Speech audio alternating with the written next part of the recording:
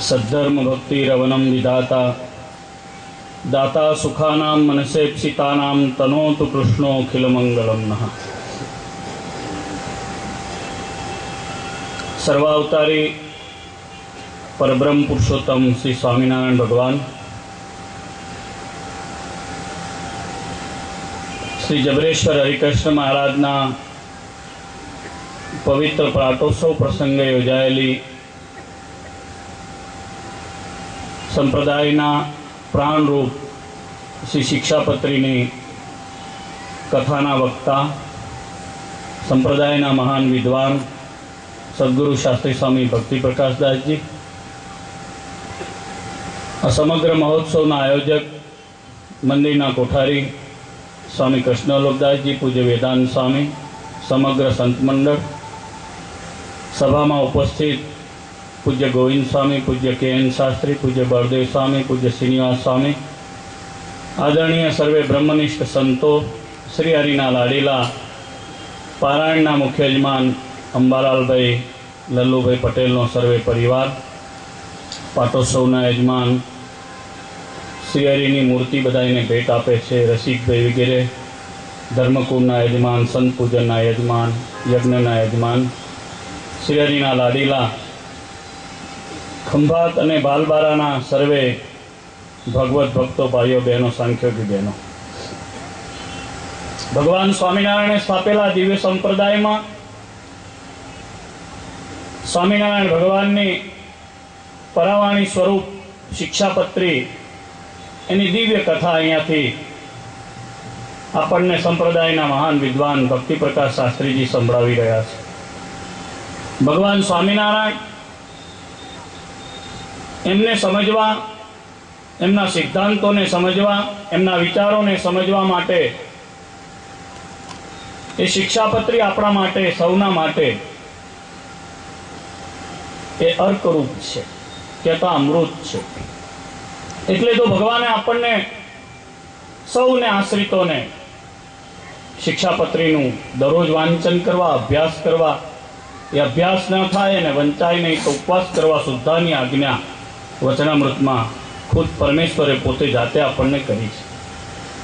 आ सद्ग्रंथ ए कलियुगना मानवी माटे औषधि रूप सत्शास्त्र छे। भवसागर ने तरवो जेने छे, जेने भगवान ने ओळखवा छे, जेने पोतानुं स्वरूप ओळखवुं छे, जेने धर्म नियम एનું પાલન કરવું છે, જેણે સદાચારનું પાલન કરવું છે, એવા મનુષ્ય માટે આ શિક્ષાપત્રી નૌકારૂપ છે। આનું પાલન કરવાથી, આને સેવવાથી, આના કયા પ્રમાણે ચાલવાથી આ જીવ પરમેશ્વરના ધામને પામે છે। બહુ અદ્ભુત શિક્ષાપત્રીની કથા અહીંયાથી શાસ્ત્રીજી કરી રહ્યા છે। छेल्ला घणा वर्षों में अपना संप्रदाय में घणी बधी कथाओं थाय छे, परंतु शिक्षापत्रीनी कथा, शिक्षापत्री भाष्यनी कथा ए बहु ओછી जग्याए आपणे जोवा मळे छे अने एनी कथाने सांभळनारो वर्ग पण आटली बहोળી संख्यामां बहु ओछो जोवा मळे छे। ज्यां भगवान, भगवाननो निश्चय, भगवाननो संप्रदाय सार रूप छे एवुं जे हरिभक्तोए जाण्युं होय एवा हरिभक्तो आनी कथा करावे छे अने सांभळे छे, आना थकी मोक्ष छे एम माने छे। ए पैकीना तमे बधा छो आजनी कथा एने सांभળી अने जोई, एना माटे आटला बधा तमे ज्ञान पीपासुओ छो, जाणीने बहु आनंद थयो, सांभळीने बहु आनंद थयो। कथाओनुं स्वरूप बदलायुं छे।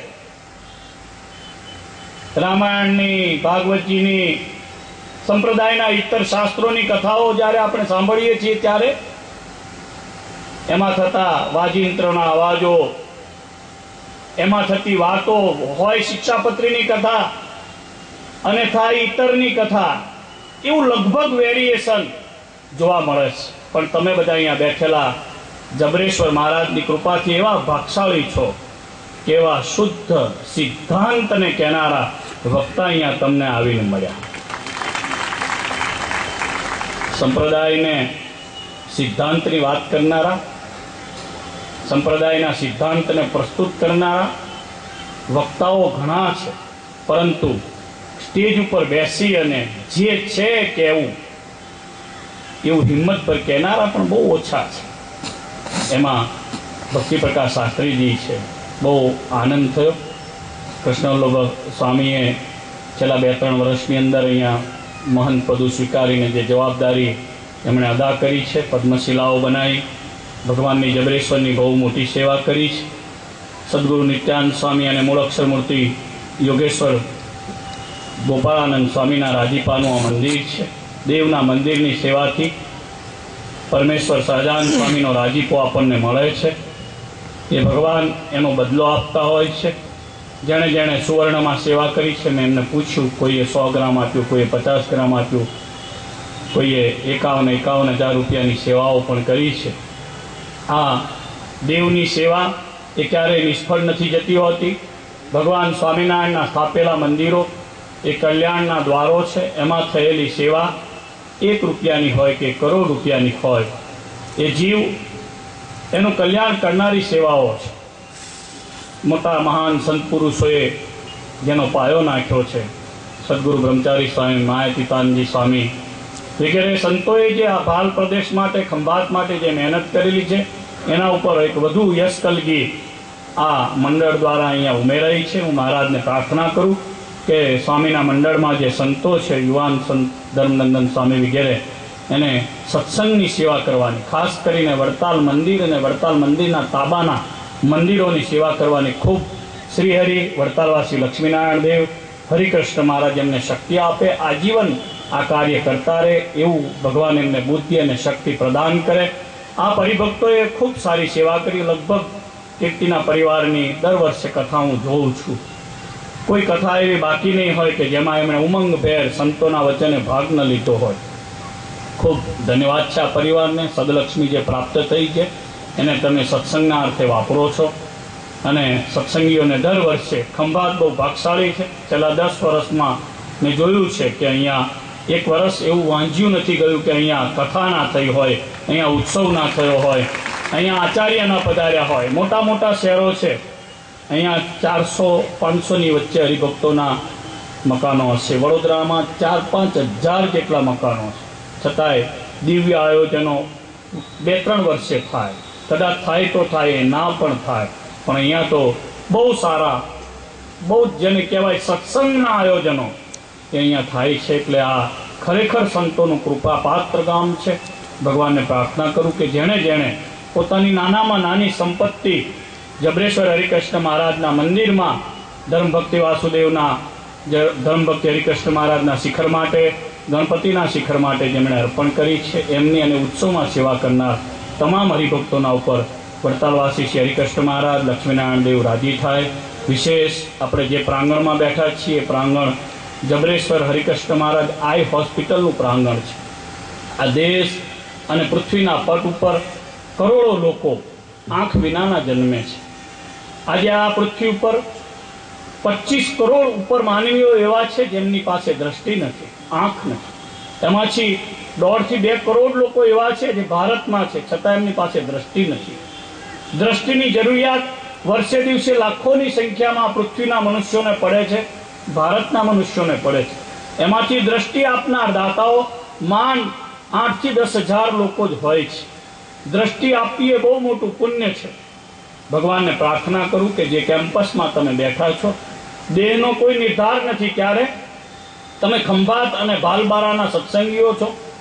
આપણી હોસ્પિટલની અંદર સેવાની પ્રવૃત્તિના ભાગરૂપે આપણી આઈનું ડોનેટ આપણે કરી શકીએ છીએ. આપણી આંખ એ ભલે ડાયાબિટીસવાળા આપણે હોઈએ, કિડનીના કે હાર્ટ એટેકના આપણે દર્દી હોઈએ, પરંતુ આપણે આપણી આંખ આપણા શરીરમાં વૈજ્ઞાનિક દ્રષ્ટિએ જીવ પ્રાણ નીકળી ગયા પછી પણ 6 કલાક સુધી એની આંખો જીવંત હોય છે. એમાંથી આંખ આખી નથી કાઢી લેવામાં આવતી, માત્ર એની કીકી જ કાઢવામાં આવતી હોય છે. અને એનું જો ડોનેશન આપણે કરી શકીએ, નેત્રનું દાન કરી શકીએ, તો કોઈ બહેન માટે, કોઈ પુરુષ માટે, કોઈ બાળક માટે, કોઈ જન્મેલા અંધ વ્યક્તિ માટે શ્રી હરિનો સર્વજીવ હિતાવહનો સંદેશ આપણે યથાર્થ આપણા દેહથી, આપણા આ શરીરથી આપણે આપી શકીએ છીએ. ભગવાનને પ્રાર્થના કરું કે અહીંયા ઉપસ્થિત તમામ લોકોને પોતાની આંખ દાન કરવાની પ્રેરણા મળે. જબરેશ્વર, આ દેહના અંતે કોઈ જીવતા તો આપવાની નથી. દેહ જ્યારે છૂટે ત્યારે આપણી આંખનું દાન આપણે જો કરી શકીએ તો એ આંખ કોઈની દ્રષ્ટિ બની અને એનો જીવન પથ એને દ્રષ્ટિવાળો બનાવી શકે છે. પરમેશ્વરને પ્રાર્થના કરું કે મારી અપીલ દ્વારા આપ સર્વેને એની અસર થશે.